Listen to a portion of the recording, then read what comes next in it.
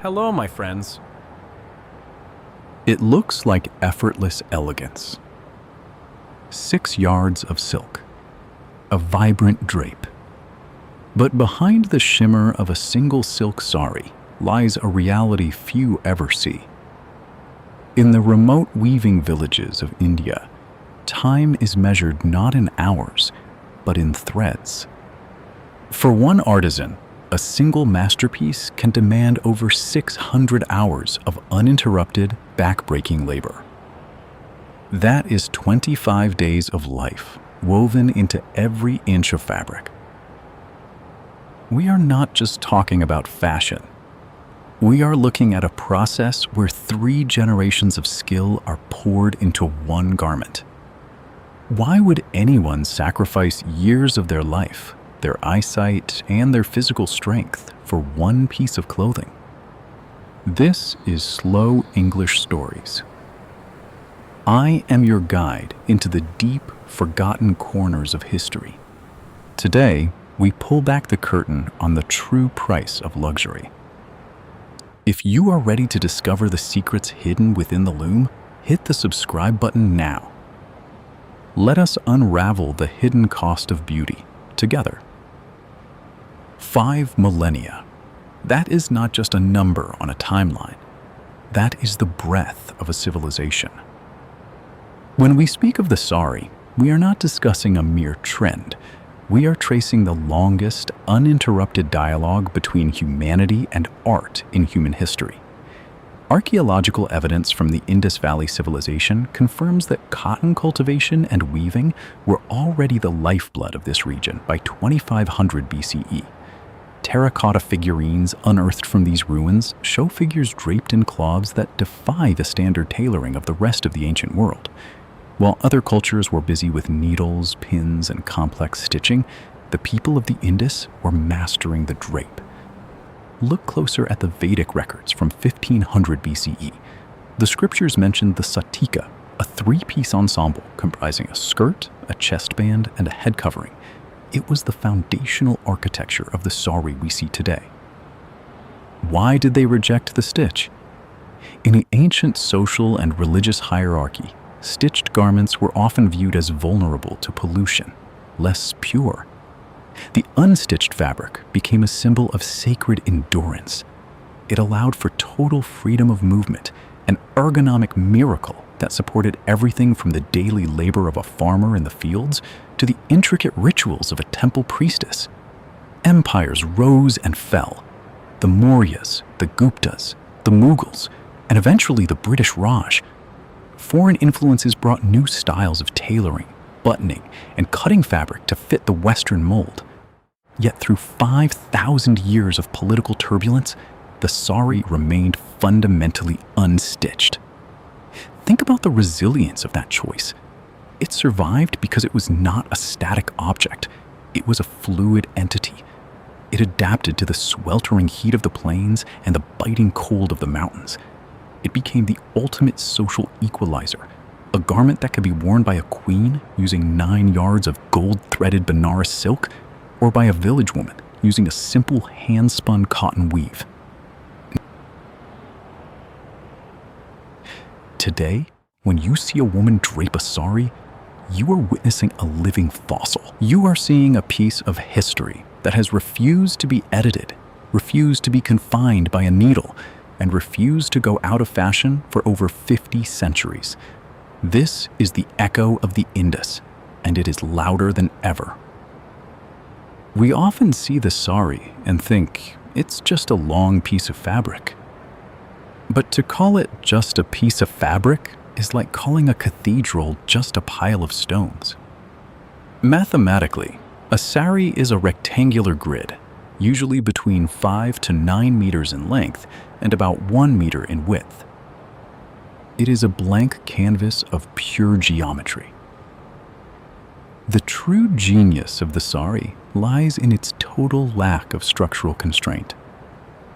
While the West spent centuries perfecting corsets, zippers, and restrictive tailoring, the Indian mind went in the opposite direction. Precise. Observe the pallu, the decorative end piece. It acts as a counterbalance, a visual anchor that dictates how the rest of the fabric flows. When a woman drapes the navy style, the most iconic modern silhouette, she is performing a calculated series of physics equations. The pleats at the waist are not random. They are designed to redistribute the weight of the silk, ensuring that 5 to 9 meters of material remains anchored despite movement, walking, or even dancing. This is the science of weight distribution. By tucking the fabric into the waistband, the weaver's creation becomes a kinetic architecture. There are over 100 documented ways to drape this fabric. From the Sida Palu of Gujarat to the Nalvari style of Maharashtra, which requires 9 yards of fabric to create a trouser-like effect. Let us move north to the ancient city of Varanasi, or Benares. Here, the air is thick with the scent of incense and the history of the Silk Road. The Banarasi silk sari is the crown jewel. We are talking about pure silk, often woven with real gold or silver zari threads, a tradition so revered that it was once reserved for royalty. Travel south, and the language of the loom changes entirely. Enter the Kanjivaram from Tamil Nadu. These saris are not just fabric, they are architectural marvels. They are known for their heavy, durable silk and contrasting borders that are woven separately and then skillfully interlocked with the body of the sari using a technique called korvai. Head west to Maharashtra and you find the Paithani. Here, the art is in the kalambari, the kaleidoscope of colors. The weaver uses a technique that creates a blurred, shimmering effect, like a peacock feather catching the sunlight. It is said that in the old days, a single Paithani sari could cost as much as a small village's annual tax. Now, glance east to West Bengal. The Baluchari sari tells stories. Unlike the floral patterns of the north, the Baluchari features intricate depictions of scenes from the Ramayana and Mahabharata woven directly into the fabric, turning the sari into a portable, wearable scripture. Every one of these regional styles, the Chanderi of Madhya Pradesh, the Patola of Gujarat, the Sambalpuri of Odisha, requires a unique mathematical set of calculations. This is not mere craftsmanship, it is a hereditary science. The master weavers memorize patterns containing thousands of individual thread counts, passed down through bloodlines like a secret code. In our next part, we will see how this fragile, hand-woven masterpiece survived the greatest threat it has ever known. Keep listening as we continue to unfold the legend. In the mid-19th century, the soul of the Indian weaver faced its darkest hour.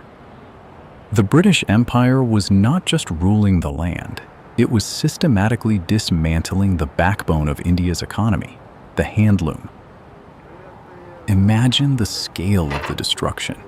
Millions of weavers who had perfected their craft over centuries were forced to abandon their looms. Fine hand-spun fabrics were replaced by mass-produced, machine-made cloth imported from Lancashire. Between 1814 and 1835, British cotton exports to India skyrocketed by nearly 5,000%. This was a calculated, industrial-scale strangulation of an entire nation's artistic identity. But a rebellion was brewing, not with guns, but with thread. In 1905, the Swadeshi movement ignited like a wildfire. Mahatma Gandhi transformed the humble charkha into a potent symbol of independence. to wear a hand-woven sari became a political act. It was a refusal to bow down. Women from all walks of life, from the wealthy aristocratic households to the simplest rural homes, burned their imported British finery. This wasn't just about fashion. It was about self-reliance, or Atmanirbharta. By spinning their own yarn and weaving their own saris, Indians were claiming back their agency. For a weaver in Bengal or a family in Gujarat, the sari became a flag of defiance. The loom became the battlefield. The colonial attempt to destroy the Indian sari failed because they underestimated one thing. You can destroy the loom, but you cannot delete the memory of the thread from a people's DNA. We have walked through ancient ruins and royal courts, and now through the fires of revolution. In our next chapter, we will face the harsh reality of the 21st century. Will this legacy survive the digital age? Within the inner sanctums of India's most sacred temples, the sari has always been more than clothing. It is a dedicated offering. In the southern shrines of Tamil Nadu, certain deities are still draped in specific weave counts, a ritual that has remained untouched for nearly 1,000 years. Fast forward to the 21st century. The fabric that once moved only within the walls of tradition is now commanding the international runway. In the fashion capitals of Milan and New York, the sari is undergoing a metamorphosis. It is no longer bound by the rigid rules of the past. We are seeing sari gowns and pre-draped silhouettes that cater to a generation that values agility as much as aesthetics. Yet, the core DNA remains. Modern designers are not discarding the 6 yards, they are re-engineering them. They are utilizing laser cutting technology, digital printing, and sustainable organic dyes while keeping the drape's spirit intact. Consider the numbers. The Indian ethnic wear market is currently valued at over $50 billion, and the sari continues to capture nearly 30% of this massive industry. The sari is evolving into a global language of identity. Whether it is worn for a sacred wedding rite or a high-stakes business meeting, the sari adapts. It is the ultimate shapeshifter. This is the true hidden cost of beauty. It is the labor of love. When an artisan spends months weaving a border, they are not just creating a pattern, they are crafting a legacy meant to last for 100 years. In a world obsessed with disposable culture, the sari stands as an act of rebellion. This will last. This will be remembered. This will be passed on. So I ask you, what is the story behind the oldest sari in your family closet? Closing. Please share your legacy in the comments below. We have traveled through 5,000 years. Thank you for listening to this episode of Slow English Story. If this journey through the history of the sari moved you, share this video with someone who cherishes their own family legacy. Subscribe to our channel to keep exploring the deep, forgotten stories that shape our world. Until we meet again, keep listening, keep learning, and keep the legacy alive.